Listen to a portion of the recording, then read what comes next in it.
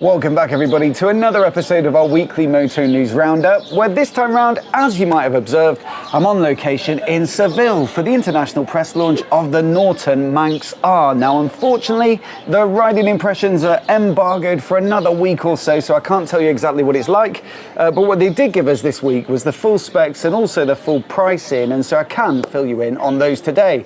On top of that, we've got the latest strategy from Harley-Davidson, including 2 new bikes, or new-ish anyway, and also pricing on a couple of affordable new options from Enfield and Suzuki. Then we've got our roundup of gear and accessories news. There's a rumour of big change in MotoGP, and then we'll round off with a very tasty looking teaser from the CEO at BMW. But before we get underway, a massive thanks to Breakfree for supporting the channel and sponsoring our news content. And if you've ever been curious about this particular product, then do have a look at the links in the description below. But let's kick off with those specs of the new MANX R, the first major launch since their significant rebrand under their new ownership of Indian manufacturers TVS. Now this is their flagship bike, their top of the line superbike, and the specs certainly read that way as well, with a 1200 V4 that makes 206 horsepower peak and also 130 newton meters of peak torque, which they say is class leading. Then they also revealed that there are going to be 4 levels of specs. So you've got a base bike, you've got the one called the Apex in the middle,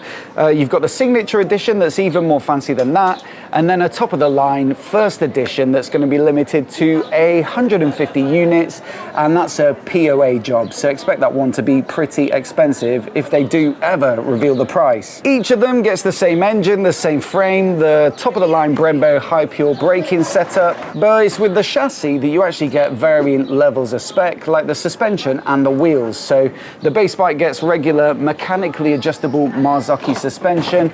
The other 3 above it get semi-active electronically adjustable suspension, also from Marzocchi. And the base bike comes with cast aluminium wheels, whereas the Apex gets forged, a little lighter, and then the top 2 Rotobox carbon fiber featherweight wheels. Tech is absolutely abundant as well, so riding modes and IMU, wheelie control, launch control, cornering cruise control, rear wheel lift control, connectivity, and so on. And so it really does sound very impressive indeed. It is a little perhaps weightier than some of the competition like a Panigale or an S1000RR. It's probably about 10 or 20 kilograms more, but to be fair to Norton, they have said since the beginning that it's not really built to be an out-and-out track weapon, a lap time chasing kind of bike, but more so a luxury product. It's still quick, but focused on usability, for example, with all that torque. So very interested to see how that translates to the ride tomorrow, but I will say the biggest surprise for me when reading all of the press details is the pricing. We're so used to Nortons being astronomically expensive. The predecessor, for example, the V4 SV, in 2022 cost £44,000, whereas this one, the MANX R, well, the base bike comes in at less than half that at $20,250. It's $24,750 for the Apex, it's $38,750 for the signature edition. So yeah, that's helped to reposition it slightly to something that I think could be considered amongst some of those other more mainstream sports bikes, certainly that base model anyway. But like I say, I'll follow up. We've got a little bit of track tomorrow, not necessarily my forte, but we'll give it a go anyway. A bit of road as well, and the review is going to be published on the 20th of May, so do keep your eyes peeled for that if you're interested in that particular bike. Meanwhile, Harley-Davidson just launched their new strategy called Back to Bricks in a bid to return to profitability, announced this week by recently appointed CEO RT Stars. Now, it's not the first rebirth that Harley have had in recent years. There's been the Hardwire, was it? Or the Rewire? More roads or something like that. Lots of bikes like the Livewire, the Bronx, the Pan America, all touted to be the new direction of the business. But this one's a little bit different, maybe a little more budget focused, and also more so going back to their roots. So there are two new bikes, or two newish bikes, like I say, that have been announced this week, or at least confirmed, and one of them is going to be a mid-capacity bike called the Sprint. This one was announced actually a month or two back, or at least hinted at in one of their other business briefings, and that led to a lot of speculation as to what it would be, whether it would be a V-twin, would it be US made or not, would it be, you know, cruiser style or more of a roadster. But look, if you look at this silhouette type image that they showed in this particular briefing, well, it all but confirms that this is going to be a repackaged version of their 440 bike that they already sell in Asia, produced by their Indian partners at Hero Moto Corp. So maybe a little bit disappointing for anyone expecting something a touch more authentic, let's say. Although previously they floated a target price of just $6,000, which I think could have softened the blow and maybe tempted a few people to part with their cash. Unfortunately though, more bad news is that they've revised that target price. They also announced this, and they now say it'll be under 10K, which is a little bit vague, but one assumes that means more than the 6K that they previously said, more like 8, 9, 10 maybe. And it'll be interesting to see, with so many good bikes available for that sort of price, whether anyone will actually go for this Indian-made Harley 440. So I think for me, it's a lot more exciting that they also announced that they'll be, like I say, returning to their roots by resurrecting one of their most loved models, I think it's fair to say, the Sportster. And I don't mean the more recent Sportsters, I mean the proper air-cooled ones. It was discontinued back in 2022. One of the reasons was increasingly strict emissions regulations. It wasn't worth updating this pretty old school engine, the Evo, but I believe since then they've been in hot demand on the used market, and so that's partly what's driven them to bring it back. And there's more good news on this one, because they say the target price is also going to be around the $10,000 mark, certainly in the US anyway. And so I certainly know which one I'd choose out of an 883 iron and a 440 single. No word on pricing for the UK or Europe or anything like that, but I do believe it is going to be a global release planned for 2027.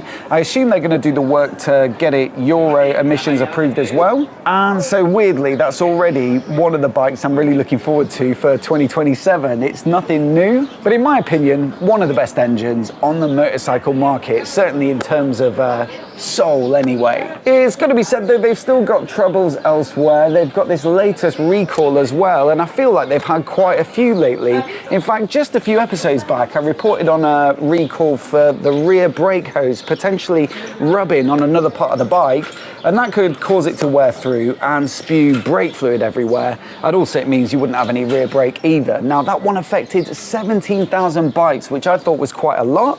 But this new one, they say, is affecting 88,039 bikes, which is just humongous in comparison. It's said to relate to the airbox backplate, which apparently has a breather that can get blocked. And that is said to cause extra pressure in the crankcase, which could lead to smoke out the exhaust, excessive oil consumption, and also if you remove the dipstick before the pressure is released, you might get sprayed with hot oil apparently, which, as you can imagine, could be a problem. So I think definitely one to check out if you think your particular bike might be affected.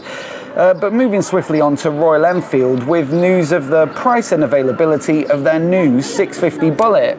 Very much along the same lines as their other 650 twins, but with a more old school styling package. If you really like your authentic retro vibes, then this one might be for you. And they say the pricing is going to start from £6,749, and I think that's for the black and chrome version with a little bit of gold detail.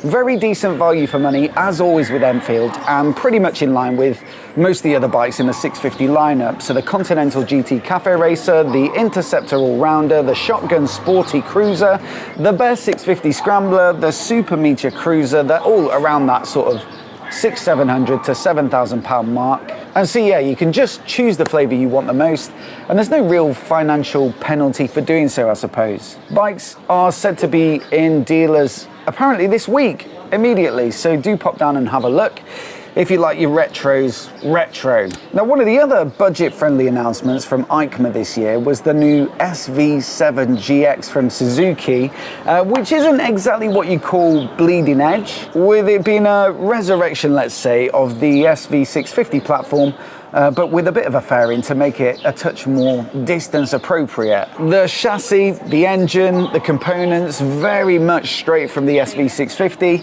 but yeah, with a more touring friendly riding position, a little bit of wind protection, and also some tweaks to the tech with a new TFT dash and some extra functionality like connectivity. But I think when you look at the price, it could be a good value option if you want a versatile all-round road bike, with it just being announced today as coming in at £6,999 on the road. Pretty impressive stuff, certainly undercuts some of the competition like the Tracer 7, the Tiger Sport 660, that sort of bike. And also they confirmed it will come in 4 colours, so the widely publicised blue, a nice beigey looking one with some red wheels, and then also a really clean looking white and a stealthy black as well. Anyway, time for comment of the week. I pick a comment each week from the previous episode, and then at the end of the month pick my favourite of the month, and that particular person will get a break-free unit of their choice posted out to them. Lots of comments to choose from last week, but one story that seemed to catch the eye of quite a few commenters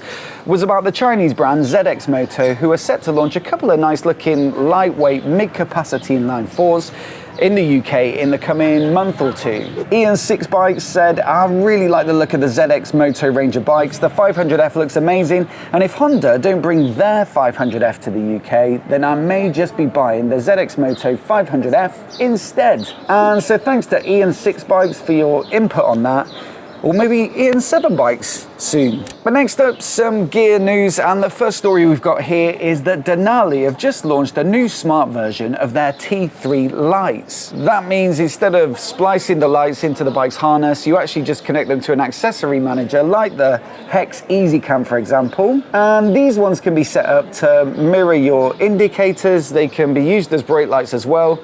You can change the intensity of the lights when they're just on as tail lights, just with a few clicks in the software and a simple plug and play installation. So a nice way to make your bike a lot more visible from the rear, which is certainly one of the major vulnerabilities out on the road. On top of that though, this week, Cardo just announced a pair of comms units specifically designed to be integrated with HJC helmets, and they're designed to work with a whole bunch. So the Alpha series, the F series, some of the I series as well, with a lot of the same functionality of some of the existing Cardo headsets. So if you want the cleanest possible install with a comms unit, providing you're running an HJC, then definitely check these out, although I do think they have a couple for showy lids as well. But anyway, over to racing now, and there's a report this week on Rider Part that there's a rumour building that former Red Bull F1 team manager Christian Horner might be set to take over as CEO of MotoGP. You see, Liberty Media recently bought MotoGP, and they also own F1, and I guess given that he's out of work at the moment, well, there is a lot of speculation that he may well step in and try and grow MotoGP in the same way that they've managed to do with F1 in recent years. So what do you think? Can someone with no motorcycle racing experience really do the job in MotoGP? Or is it just a completely different kettle of fish? Let me know what you think down in the comments below. Coming up soon though in the UK, in just a couple of weeks, we've got the Bike Shed show in London, one of the best custom bike shows in the world in my opinion. And so quick heads up that if you're planning to go, we've actually got a discount code which I'll put on the screen now, and I believe they're doing less of them this year, less discount codes, but we've been lucky enough to get one. So if you are going, do make use of it, and hopefully see some of you there. Myself and Tim, I think, are going to be filming on the Friday, but thoroughly recommend it as a day out on the Saturday and Sunday as well. In fact, may be beneficial to have a little bit more time to peruse and take it all in. I think the most exciting story this week though could be this one, with a photo posted on Instagram just a few hours ago that seems to confirm that BMW are continuing development of one of their most anticipated bikes. You see, just a couple of years back they unveiled the concept of this R20 cruiser, a more sporty and more aggressive version of their R18, which I think looks the absolute business. Now I think since then things have been relatively quiet. No spy shots, no leaks, no patents, no teaser from them at all, until now, where Marcus Flash, the CEO at BMW Motorrad, just casually posted this picture on Instagram, that appears to show him stood among 6 test bikes that could signal the next step in the development of the R20. No details though, nothing more substantial than that, just a description or comment that says, now we are talking. But it is worth mentioning that next week it's the Concorso d'Eleganza Villa d'Este, which is a fancy classic car show where they actually launched the R18 a few years back, so that could be a little bit of history repeating, and I might well be reporting back next week with some extra information. In fact, if you like the look of that bike and you're not subscribed already, then do hit subscribe. And as always, let me know what you think of the stories this week down in the comments below. Once again, a massive thanks to Break Free. Do check out the link in the description if you want to find out more. A massive thanks for watching today, and we'll see you in the next video.